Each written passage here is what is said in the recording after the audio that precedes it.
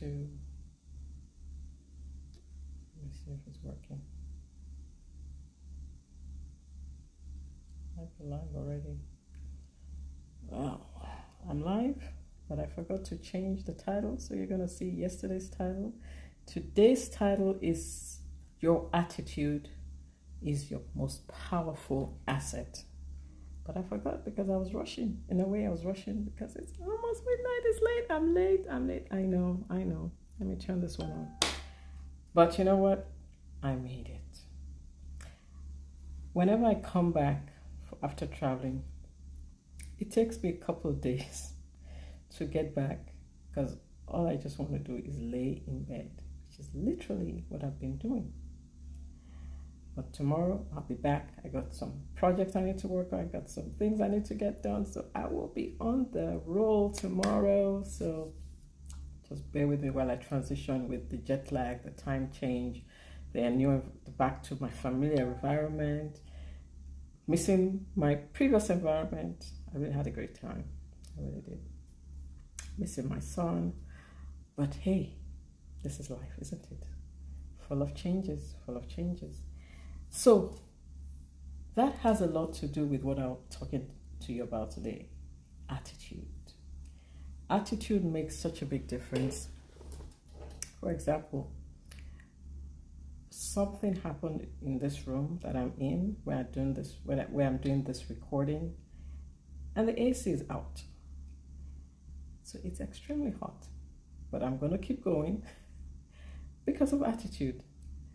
And even though attitude will not necessarily make you the best leader, it will definitely enhance. It's not the only skill that's needed. That's why I said it's a powerful asset. I won't say it's the only asset, but it's a powerful asset. And there's some studies that have shown that attitude has a lot to do with your reaching and fulfilling your potential. There's a study by, where is it?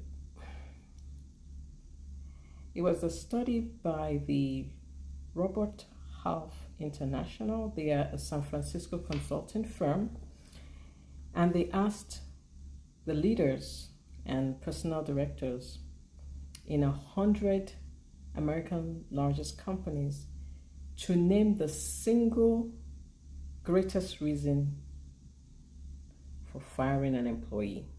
Now, I'm going to check this out. Now, number one, incompetence. I can understand that.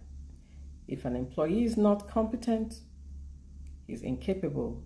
He or she is incapable of doing the job and they will have to go. The second was, interestingly enough, the inability to get along with fellow employees. So incompetence was 30%, inability to get along with other workers was 17%. The next one after that, dishonesty or lying, that was 12%. The next one, negative attitude, 10%. After that, lack of motivation, 7%. Failure or refusal to follow instructions, 7%. And then all other reasons was 8%. But if you look at, even though by itself negative attitude was 10%, but inability to get along with other workers has a lot to do with attitude, don't you agree? Dishonesty has to do with integrity and the attitude you have. Lack of motivation definitely has to do with attitude.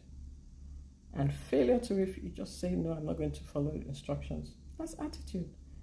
So a lot of this boils down to the type of attitude you have when you are working with other people, by yourself, in a job, in an organization. The attitude makes a difference. So whatever you do,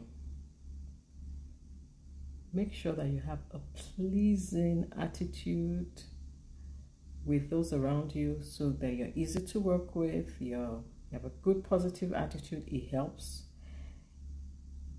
everything work well better if you have a positive attitude. So ensure that your attitude is your greatest asset and not your limiting asset. In fact, that's not an asset, it's a liability. So make sure your attitude is your greatest asset, not your greatest liability.